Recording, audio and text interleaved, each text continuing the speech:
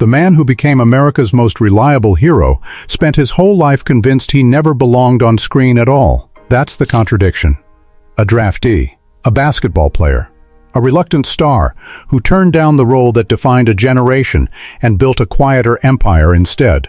Have you ever watched someone become exactly the man the world needed, and quietly wondered if anyone ever asked what he needed in return? Because the story of Tom Selleck is not the story of a movie star. It's the story of a man who never wanted the spotlight and could not, for the life of him, escape it. In the spring of 2024, the cameras stopped rolling on Blue Bloods. 14 seasons, 293 episodes. Friday nights, for millions of American families, ended at a dinner table in Brooklyn, presided over by Frank Reagan. And then, without fanfare, without a farewell tour, it was over. Selleck, 79 years old, walked off the set of the longest steady job of his life and drove home to a 63-acre ranch in Ventura County that he was no longer certain he could afford to keep. But this story does not begin there. It begins in Detroit, Michigan, on the 29th of January, 1945. Robert Dean Selleck was a real estate investor and an executive. Martha was a homemaker. 4 children. A middle-class family that eventually pulled west to the San Fernando Valley in pursuit of something steadier than a Michigan winter. The Selleck home had rules. Show up. Tell the truth. Finish what you start. Tom's father did not give speeches about character. He demonstrated it every morning before sunrise, and the boy absorbed it without realizing he was absorbing anything at all. He was a tall kid, 6'4" by high school, quiet, awkward around girls, more comfortable with a basketball than a microphone. He earned a scholarship to the University of Southern California, turning down Montana State because USC was the dream, and he played for the Trojans wearing number 42. He was not famous. He was not even particularly noticed. He modeled on the side to pay the bills. And one afternoon, a drama coach at USC pulled him aside and told him, plainly, that he ought to take an acting class. He did not want to be an actor. Years later, he would call the entire career accidental. But he took the class, and something shifted, quietly, the way most important things shift. Then, in 1967, the draft notice came. Vietnam was burning. Friends were going. Friends were not coming back. Selleck enlisted in the 160th Infantry Regiment of the California Army National Guard, where he served as a sergeant from 1967 to 1973. 6 months of active duty. He never deployed overseas. But the uniform marked him. "I am a veteran," he would say decades later. "I'm proud of it." The discipline of those years, the haircut, the bearing, the steadiness in his eyes never fully left him. It would, eventually, become the entire architecture of his on-screen presence. He auditioned. He failed. He auditioned again.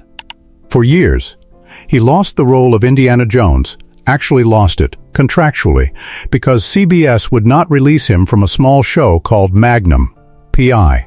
that nobody believed would survive its first season. Harrison Ford got the fedora. Selleck got Hawaii. And in 1980, in a red Ferrari with a mustache that became its own cultural artifact, he became the most recognizable man on American television. The show ran 8 seasons. It won him an Emmy in 1984.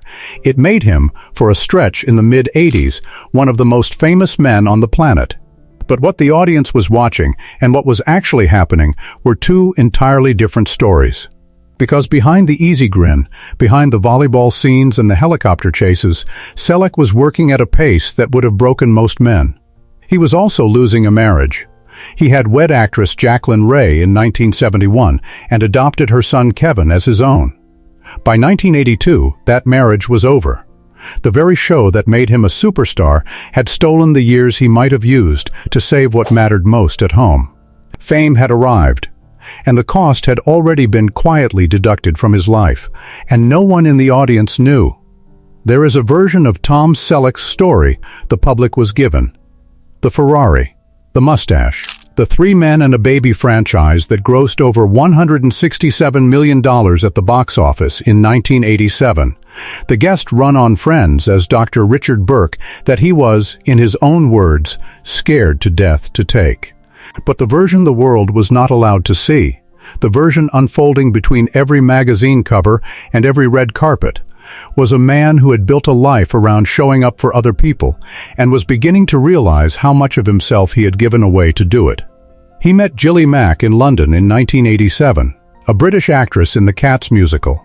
They married that summer in a small ceremony, and then nearly didn't because someone had forgotten the marriage license at the hotel and a minister had to scramble to make it legal. They have been married ever since. 38 years. One daughter, Hannah, born in 1988, who would grow up to become an international show jumper. Have you ever watched someone build the public version of a perfect life and quietly wondered what they had to give up in private to keep it standing? By the early 1990s, the pace caught up with him. Magnum ended in 1988. The film career that was supposed to follow never quite arrived in the form anyone expected. He made movies. Some worked. Some didn't. Quigley Down Under, Mr. Baseball, An American President. He turned down roles other men would have killed for because they conflicted with his daughter's school schedule, or because Gilly wanted to raise Hannah away from Hollywood, or because the ranch in Ventura County needed him more than another red carpet did. The man who could have been the biggest movie star of his generation made a quieter choice. He chose the family, and for that, Hollywood, quietly, moved on without him. By 2005, the most famous mustache in America had become a man television was no longer sure what to do with. Then came Jesse Stone. 9 made-for-TV movies based on the Robert B. Parker novels. Modest, critically loved, watched mostly by people who remembered him. It looked, for a few years, like a soft landing, a graceful retirement into the kind of work an aging star is allowed. Or so it seemed. But the next chapter was already forming, not on a soundstage, but at a dinner table in Brooklyn. In 2010, Blue Bloods premiered on CBS. Frank Reagan, New York City Police Commissioner, a widower, a patriarch, Sunday dinner, every episode, with a family that argued and prayed and forgave. 14 seasons, the longest-running role of Selleck's entire career.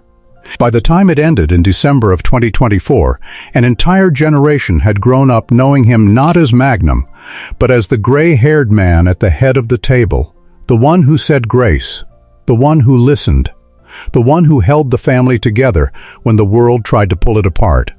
And then, in May of 2024, in interviews promoting his memoir, You Never Know, he said something that nobody expected. He admitted, plainly, that the cancellation of Blue Bloods had put his 63-acre ranch at risk. "I gotta keep working," he told reporters. The most beloved father figure on American television was, at 79, telling the audience he was scared he might lose his home. Have you ever realized that the people who looked the steadiest from a distance were the ones holding on the tightest? He had bought the ranch in 1988, the year his daughter was born. Avocados, horses, the smell of California dust and the quiet of mornings without a camera crew. He had built it not as a celebrity retreat, but as a working ranch, the kind of place his father would have understood. And now, with the steady paycheck of a network drama gone, the place that had been his sanctuary for 36 years had become a financial question mark. The man who had spent his entire career being America's quiet authority figure had no answer for this one. He is, in 2026, still on the ranch. He writes by hand. He wrote his entire 352-page memoir that way, long yellow legal pads, line after line, because, he said, it was the only way he could think clearly. He still wakes early. He still walks the fields. Hannah is grown and competing. Gilly is, as she has been for nearly 4 decades, the one person in the world who has seen all of him. He has not retired. He has said, more than once, that he is not done. There is something almost unbearably human about that image. A man whose face once defined an era, walking a piece of land he is not certain he can keep, quietly writing the story of a life he never planned to live, by hand, page by page, because the discipline of doing it the hard way is the only way he knows. Tom Selleck's story is not a Hollywood story. It is not a redemption arc, it is something stranger and more honest than either of those. It is the story of a man who never asked to be famous, who became famous anyway, and who spent the next 50 years protecting the parts of himself that fame had no claim on. The marriage, the daughter, the land, the handshake, the way you finish what you start, even when no one is watching. He could have been Indiana Jones. He could have been the biggest movie star of his generation. He chose, quietly, to be something rarer, a man whose private life was bigger than his public one. And maybe that is the real question his story leaves us with. In a world that rewards visibility above almost everything else, what would you be willing to walk away from in order to keep the parts of yourself the cameras never reached? If this story moved you, if something in it reflected something in your own life, leave a like, subscribe so you never miss another story like this one. And tell me in the comments, what is the one thing from Tom Selleck's life that you will carry with you? Because the greatest lesson the quietest men teach us is rarely the one they meant to.